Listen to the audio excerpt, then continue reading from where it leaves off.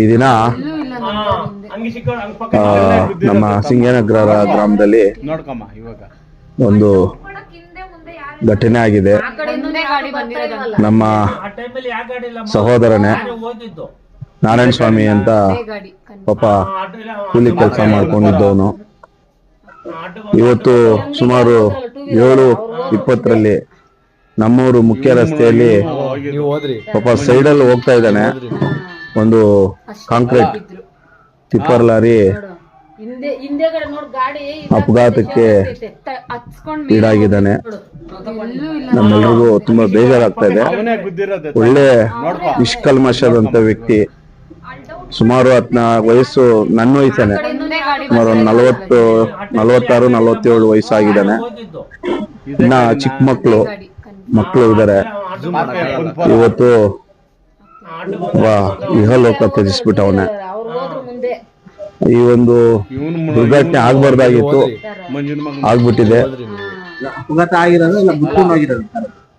Sir ಗುದ್ಕೊಂಡೋಗಿರೋದು sir, ಗುದ್ಕೊಂಡೋಗಿರೋದು ಒಂದು cement lorry, tipper lorry. ನಾವು ಈಗಾಗಲೇ CCTVಯಲ್ಲಿ ನೋಡಿದ್ವಿ, ಕ್ಲೀನ್ ಆಗಿ ಗೊತ್ತಾಗುತ್ತೆ. ಆತ ರೋಡಲ್ಲಿ ನಡ್ಕೊಂಡು ಹೋಗ್ತಾ ಇದ್ದಾನೆ. ಇದು ಈ ಗಾಡಿ ಹೋಗಿ ಗುದ್ಕೊಂಡು ಹೋಗಿರೋದು. ಈಗಾಗಲೇ ನಾವು ಇಲ್ಲಿಗೆ ಏನು ಹಾಸ್ಪಿಟಲ್ ಕರ್ಕೊಂಡ್ ಬಂದ್ವಿ. ಆದ್ರೆ ಅವನ ಉಸಿರು ಅಲ್ಲೇನೆ ದೊಡ್ಡ ಉಸಿರು ಹೋಗ್ಬಿಟ್ಟಿತ್ತು. ಸುಮ್ನೆ ಒಂದ್ ಸ್ವಲ್ಪ ಉಸಿರಾಡ್ತಾ ಇದ್ದ ಅಂತ ಅವರು ಚಿಕ್ಕಪ್ಪನೇ ಕರ್ಕೊಂಡ್ ಬಂದಿದ್ದಾರೆ. ಚಿಕ್ಕಪ್ಪ ಮತ್ತೆ ಅವ್ರ ತಮ್ಮಂದ್ರೆಲ್ಲ ಬಂದು ಇಲ್ಲಿ ಬಂದು ದಾಖಲೆ ಮಾಡಿದಾಗ ಡಾಕ್ಟ್ರು ಇಲ್ಲ ಪ್ರಾಣ ಹೋಗ್ಬಿಟ್ಟಿದೆ ಅಂತ ಹೇಳಿದ್ರು. ನಿಜಕ್ಕೂ ತುಂಬಾ ಬೇಸರ ಸಂಗತಿ. ಯಾಕಂತ ಹೇಳಿದ್ರೆ ನಾನು ಯಾವತ್ತೇ ಹೋದ್ರು ಪಾಪ ಮಾತಾಡ್ಸ್ಕೊಂಡ್ ಬರ್ತಾ ಇದ್ದಂತ ವ್ಯಕ್ತಿ, ಒಳ್ಳೆ ವ್ಯಕ್ತಿನ ನಾವು ಕಳ್ಕೊಂಡ್ಬಿಟ್ವಿ. ಇವತ್ತು ತುಂಬಾ ಬೇಜಾರಾಗ್ತಾ ಇದೆ. ಅಂತ ವ್ಯಕ್ತಿ ಮತ್ತೆ ಹುಟ್ತಾನೋ ಎಲ್ಲೋ ಗೊತ್ತಿಲ್ಲ. ನಮ್ಮದಲ್ಲಿ ಬಹಳ ನಿಷ್ಕಲ್ಮಶದಂತ ವ್ಯಕ್ತಿ. ಇವತ್ತು ಅವನು ವಿಹಲೋಕ ತ್ಯಜಿಸ್ಬಿಟ್ಟ. ಅದು ಇನ್ನ ಯಾರು ಅಂತ ಇನ್ನ ನಮ್ಗೆ ಗೊತ್ತಾಗ್ತಾ ಇಲ್ಲ. ಬಟ್ ಸಿಮೆಂಟ್ ಲಾರಿ ಅಂತ ಕ್ಲಿಯರ್ ಆಗಿ CCTVನಲ್ಲಿ ನಾನು ಸಿಮೆಂಟ್ ಮಿಕ್ಚರ್ ಇದು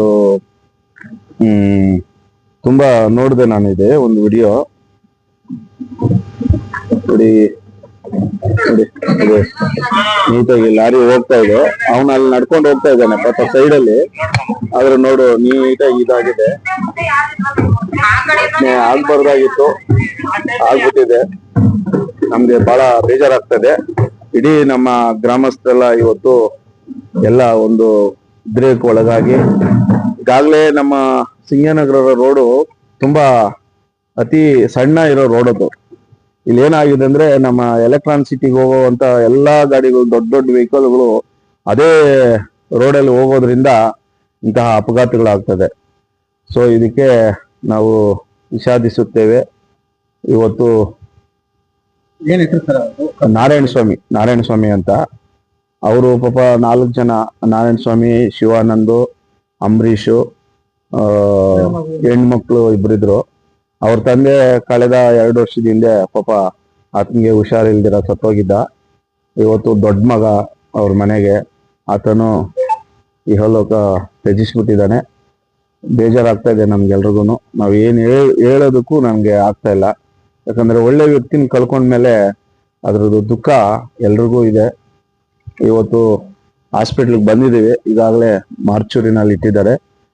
ಬಹುಶಃ ಬೆಳಗ್ಗೆಗೆ ಬಾಡಿನ ಕೊಡ್ತಾರೆ ಅಂತ ಹೇಳ್ತಾ, ಈಗ ಆ ಲಾರಿ ಏನು ಸಿಮೆಂಟ್ ಲಾರಿ ಯಾರ್ದಂತ ಇನ್ನ ಗೊತ್ತಾಗಿಲ್ಲ. ದಯವಿಟ್ಟು ಮಾಧ್ಯಮ ಮಿತ್ರರು ನೀವು ಸಹ ಇದಕ್ಕೆ ಸ್ವಲ್ಪ ಸಹಾಯ ಮಾಡಿ. ಆ ಬಡ ಕುಟುಂಬಕ್ಕೆ ಒಂದು ಏನು ಕಾನೂನಿನ ಸುವ್ಯವಸ್ಥೆನಲ್ಲಿ ಅವ್ರಿಗೆ ಒಳ್ಳೆಯದು ನ್ಯಾಯ ಸಿಕ್ಬೇಕು. ಮತ್ತೆ ಅವ್ರ ಮಕ್ಕಳಿದ್ದಾರೆ, ಅವ್ರ ಮಕ್ಕಳಿಗೆ ನ್ಯಾಯ ಕೊಡಿಸುವಂತ ಕೆಲಸವನ್ನ ಮಾಧ್ಯಮ ಮಿತ್ರರು ಮಾಡಬೇಕು. ನಾವು ಸಹ ಗ್ರಾಮ ಪಂಚಾಯತಿ ಸದಸ್ಯರು, ನಾವು ಅವ್ರ ಜೊತೆ ನಾನು ನಿಂತ್ಕೊಂತೀವಿ ಅಂತ ಈ ಸಂದರ್ಭದಲ್ಲಿ ಹೇಳ್ತೀವಿ. ಕಂಪ್ಲೇಂಟ್ ಮಾಡಿದ್ರೆ ಸರ್, ದೂರು ಕೊಟ್ಟಿದ್ದೀರಾ?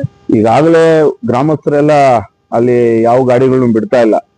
ಅಲ್ಲಿ ಈಗಾಗಲೇ ಕಂಪ್ಲೇಂಟ್ ಹೆಬ್ಗೋಡು ಸ್ಟೇಷನ್ಗೆ ಆಗಿದೆ ಅಂತ ಹೇಳ್ತಾರೆ. ಈಗ ಟ್ರಾಫಿಕ್ ಸಂಚಾರಿ ಪೊಲೀಸ್ ಠಾಣೆಗೆ ಹೋಗಿ ಒಂದು ದೂರನ್ನ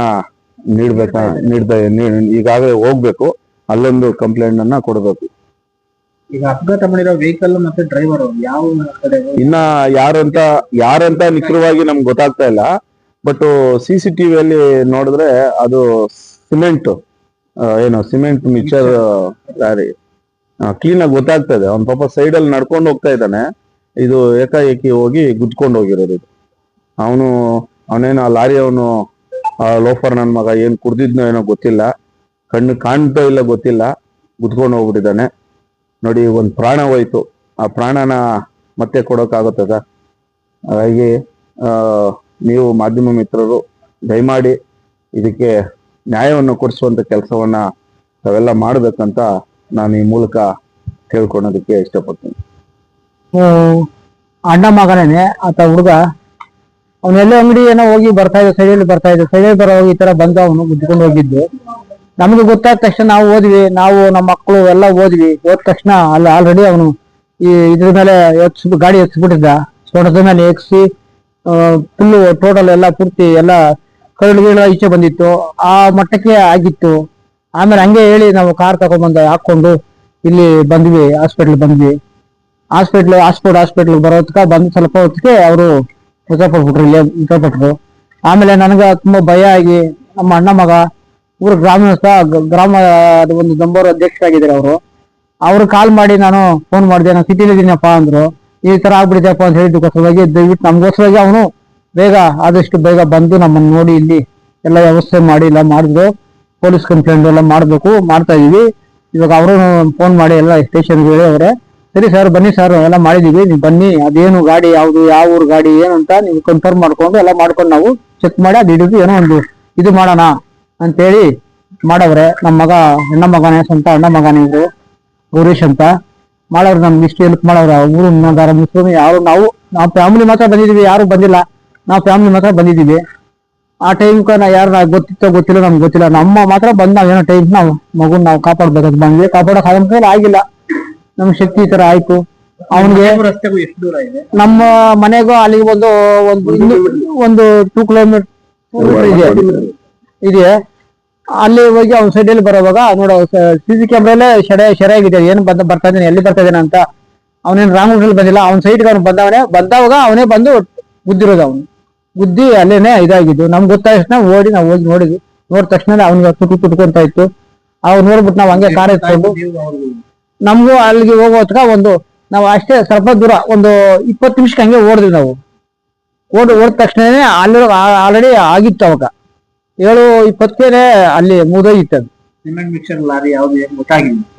ಗಾಡಿ ನಾವು ನೋಡಿಲ್ಲ, ಗಾಡಿ ಮಾತ್ರ ಅಲ್ಲಿ ಇತ್ತಲ್ಲಿ. ಗಾಡಿ ನೋಡಿಲ್ಲ ನಾವು, ಗಾಡಿ ಹೋಗ್ಬಿಟ್ಟಿತ್ತು, ನಮ್ಗೆ ಕಾಣಿಸಿಲ್ಲ ಗಾಡಿ ನಮ್ಗೆ.